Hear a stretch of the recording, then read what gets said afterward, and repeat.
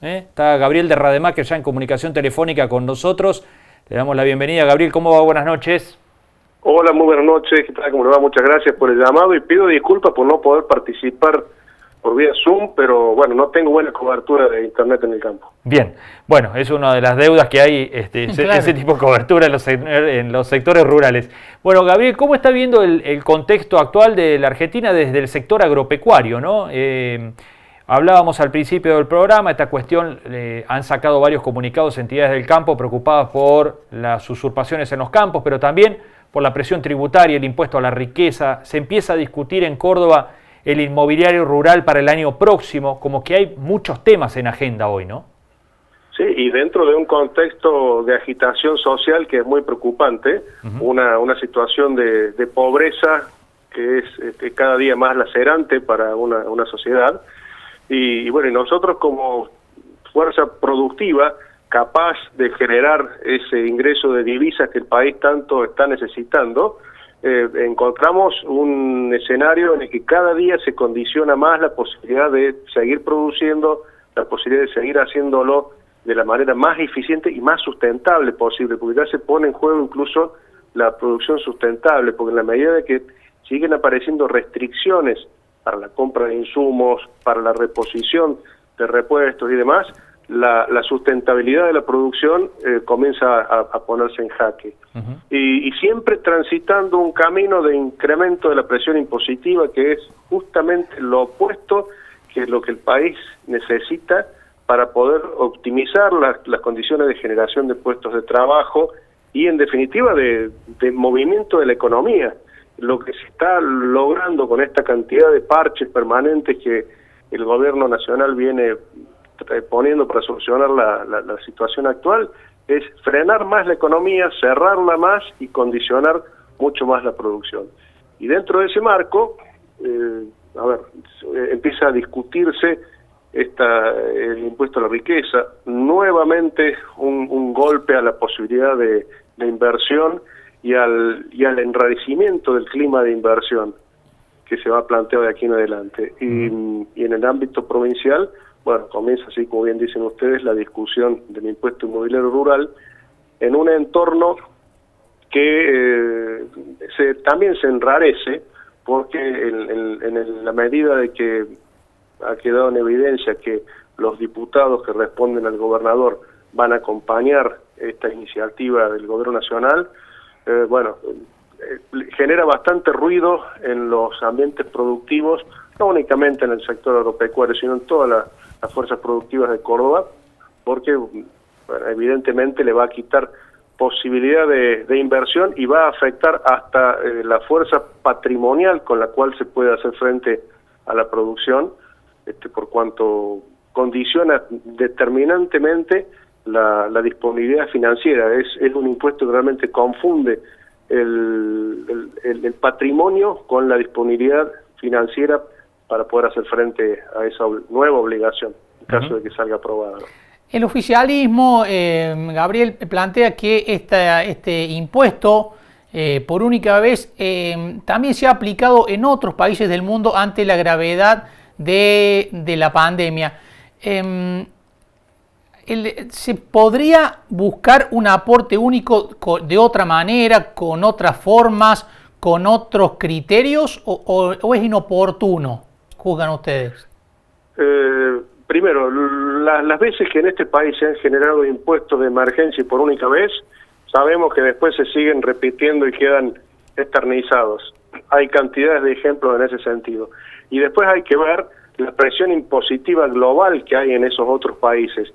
En la mayoría de los países serios y que realmente han apostado a la recuperación económica rápida, han puesto incentivos para la producción. Acá lo que estamos pidiendo es que cuanto menos no pongan frenos, no pongan trabas, no pongan nuevos jalones para poder seguir produciendo. Y hay que buscar alternativas que favorezcan la posibilidad de generar aportes impositivos, aportes fiscales, sin condicionar la capacidad productiva. Esto va totalmente en otro sentido. Gabriel, se dice que son 9.238 los que deberían pagar en el país este impuesto a la riqueza, ¿ustedes creen que hay otro número?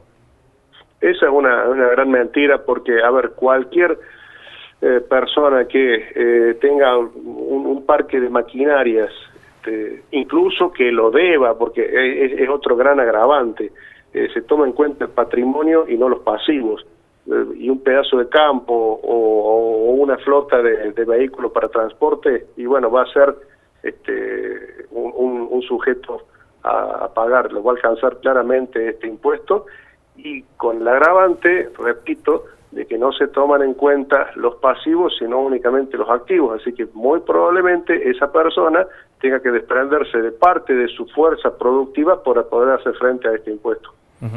Es una locura por donde se la mire, realmente. Es no entender la realidad de la capacidad productiva que hay en el país y la realidad de la asfixia y el estrangulamiento que se le está poniendo a la producción ya de manera sostenida y cada vez más agravada. Gabriel de Rademacher, muchísimas gracias por este contacto con Entre Líneas. Muchísimas gracias a ustedes, y bueno, esperemos que esta locura no se pueda llegar a concretar, la verdad, porque le va a hacer un daño enorme al país. Gracias, muchas Gabriel. gracias.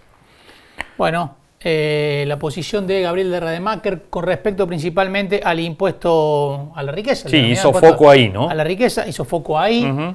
Más que nada en el concepto general y también en los criterios particulares para determinar quién tiene más de 200 millones de pesos, ¿no? Sí. Y debería hacer el aporte.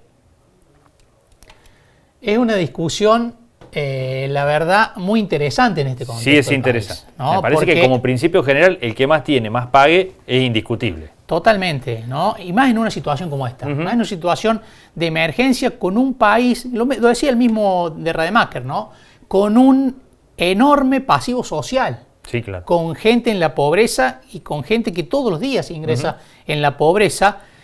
Y el tema es el aporte único que se pide. Bueno, la desconfianza está en que, decía Rademacher, nunca hay aportes únicos, siempre son impuestos que se establecen y quedan, ¿no? La eterna discusión argentina generada por desconfianzas mutuas y además por historia, ¿no? Claro.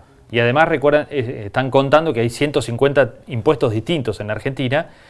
Muchas veces muchos graban lo mismo de distintos lugares. Bueno, y estos impuestos que llegaron por única vez y se quedaron, bueno, impuesto al cheque, es un típico caso. Incluso los derechos a las exportaciones que se pusieron allí a la salida de 2001-2002,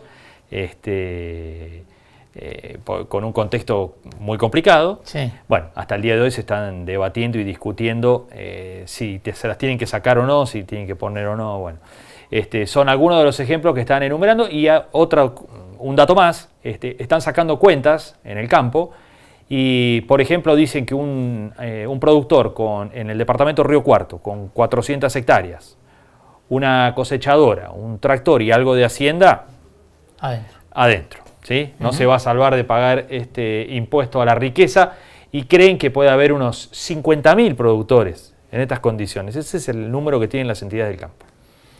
Bueno, nos despedimos con un dato final. Sí. Los números del coronavirus hoy en Río Cuarto: 145 casos positivos en las últimas 24 horas, 7.175 acumulados desde el inicio de la pandemia en la ciudad. Los recuperados COVID ya son 5.416. Bien. ¿Nos vamos? Nos vamos. Nos despedimos hasta el próximo jueves, como siempre, a las 21, aquí en Entre Líneas. Adiós. Chao.